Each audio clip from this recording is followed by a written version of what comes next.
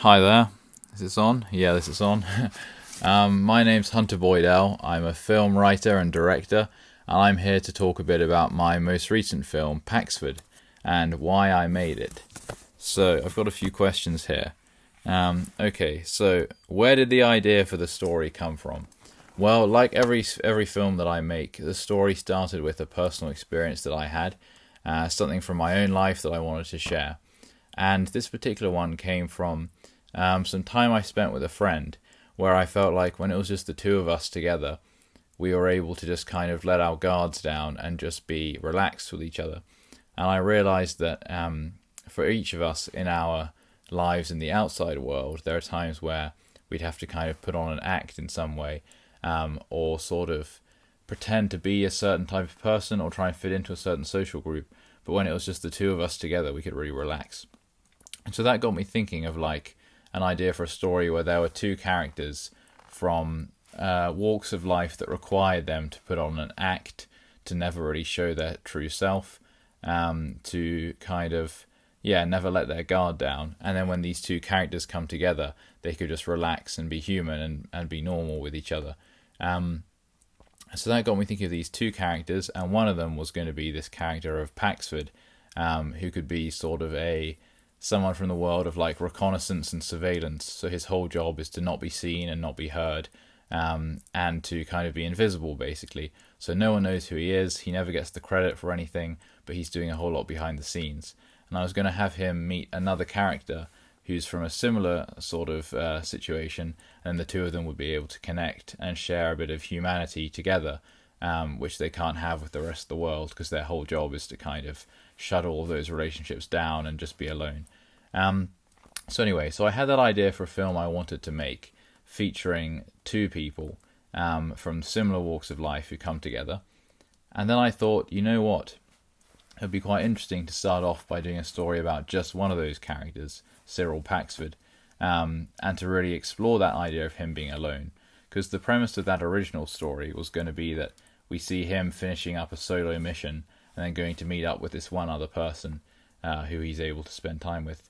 And then I thought, what if we shifted the focus to just look at his solo mission and look at what that's like first, before we introduce any other characters? And so that's how I started to get this idea for a one-person film that's all about Cyril Paxford by himself, out on a solo mission, and what that would be like, and kind of the consequences of that for a human being, of being totally alone. That's kind of where that idea came from.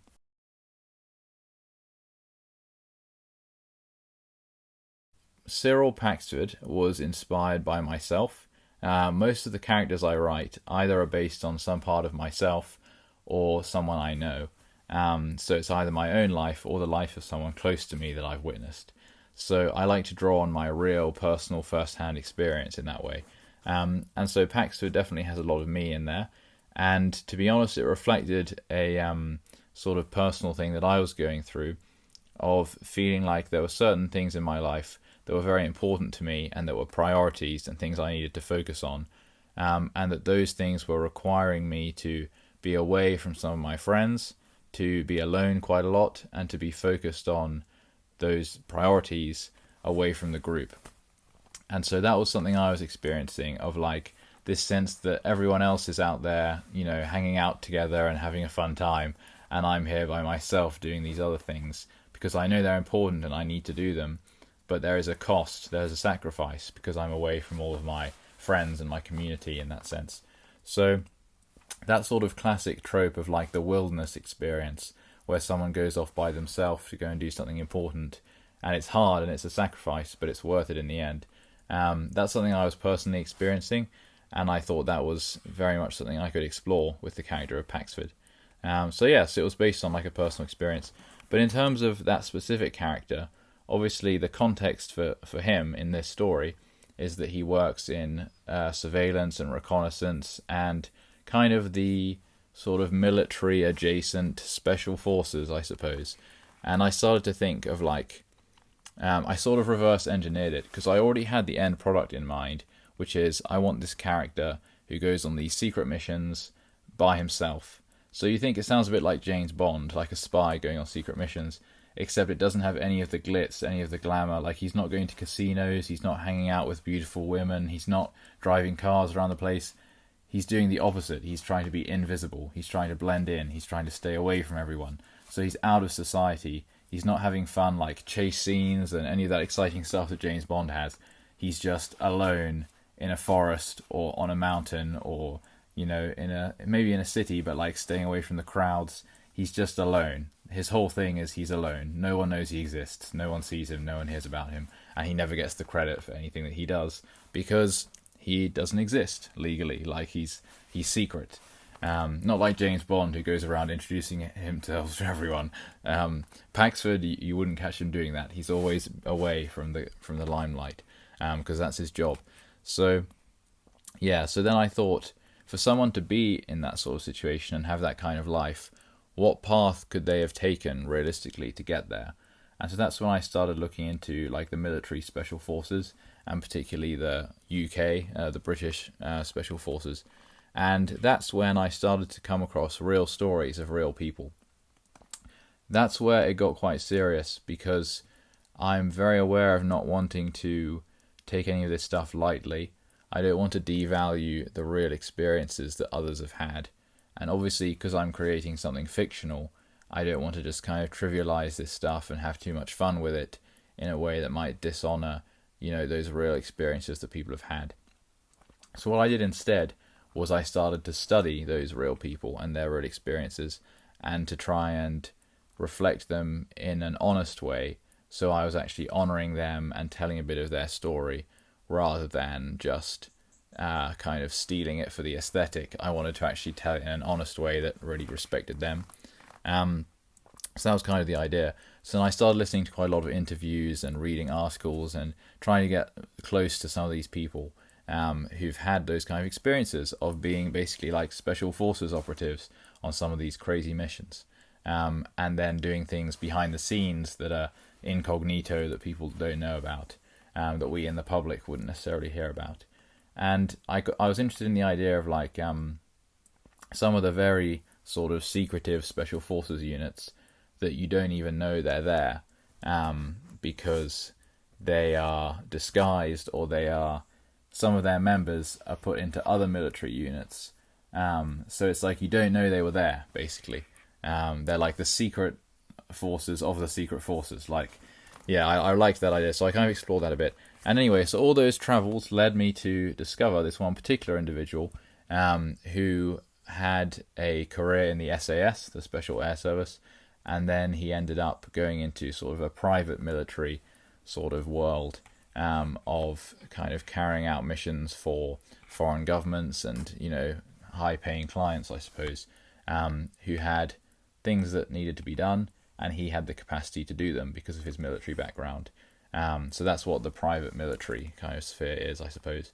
So for the character of Paxford, I thought for him to have got to this point where he's out by himself on a solo mission, that's kind of military, but it's more just like surveillance and reconnaissance. I thought he would probably be someone who has like a special forces background. So I listened to quite a lot of podcasts and interviews with some of these individuals, to kind of get a bit of their genuine life story and tell a bit of that, and mix it with my own experience of something which is very different. It's nothing to do with the special forces, but it's my own personal experience of being alone, being isolated, working on something because I have a strong purpose behind it, but it requires me to be away from my friends, all of that.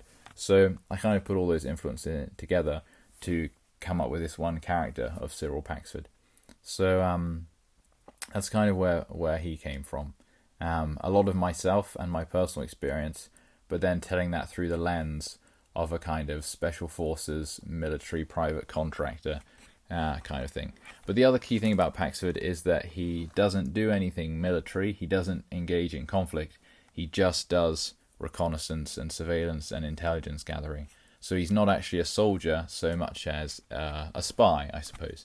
And that is in line with like some of the special forces units specialize in reconnaissance. They don't actually engage in conflict directly. So I thought he could be one of those. So that was kind of the background on him specifically.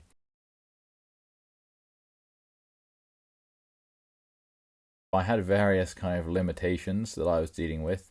I couldn't really commit to any big projects for various reasons. I couldn't commit to a big timeline of doing like a long-term project. I couldn't commit to like gathering a big team or anything like that. So whatever I was going to do, it really had to be a small, short-term solo project. And I wasn't sure how to achieve that. But eventually I just got so fed up of waiting, I just thought, okay, I'll give it a go. So what I did in the end was I figured out how I could tell a story about this single character and film the whole thing myself as well. So it's one actor and one crew member, and it's all me. And so there were some tricks I developed, like setting up the camera and then pressing record and then running around the other side and acting out the scene and then running around to stop the camera. You know, there was a lot of that going on that I had to figure out in order to film myself. So that was pretty interesting. And, you know, I was talking to a friend about this recently, actually, and he pointed out something that I hadn't thought of, but I was so blessed by this realization because I realized, like, how much it makes sense. So my friend was saying that, like, because I did film it by myself, there's a real sense of kind of the loneliness and the slow pace of things and the emptiness. Like, there's no background noise. You don't get the sense that there's somebody walking around with the camera. You don't get the sense that there's someone following me around, because there isn't. Like, if we had lots of cool action shots and like fancy lighting and everything, you could probably tell that there was a professional film crew. And even if the story is about a guy being by himself, you can tell obviously it's a film, it's not real, it's being made by a whole team. He's not really by himself. You know, it's like where you watch like one of those extreme survival shows, and the question you're always wondering is like, what about the cameraman? Because this guy is saying like, I've been stranded out here for 3 days and I haven't eaten anything, and you're like, well, what about the guy filming this right now? You know, so whenever you watch one of those like extreme shows that's about a character who's meant to be on their own, you're like, well, obviously they're not on their own because someone's holding the camera. But in this case, I really was on my own. So it's sort of like a form of method acting. And my friend was saying that that actually kind of helps contribute to the vibe of like the isolation and the loneliness of the whole thing.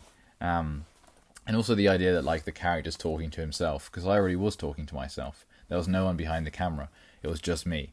And that actually got very difficult at times, just trying to summon up the motivation to keep going when I didn't have anyone else to bounce off. It was just me doing it by myself, which was rough. But I got it done, and I think my experience on the production really mirrored the experience of the character of being isolated and not having anyone else to turn to for support and having to just figure it all out by yourself.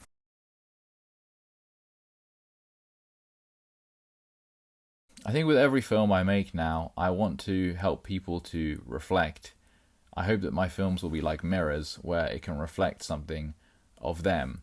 That they might go into it thinking, oh, this looks cool, it's about some secret agent guy who spies on people, like that sounds kind of fun.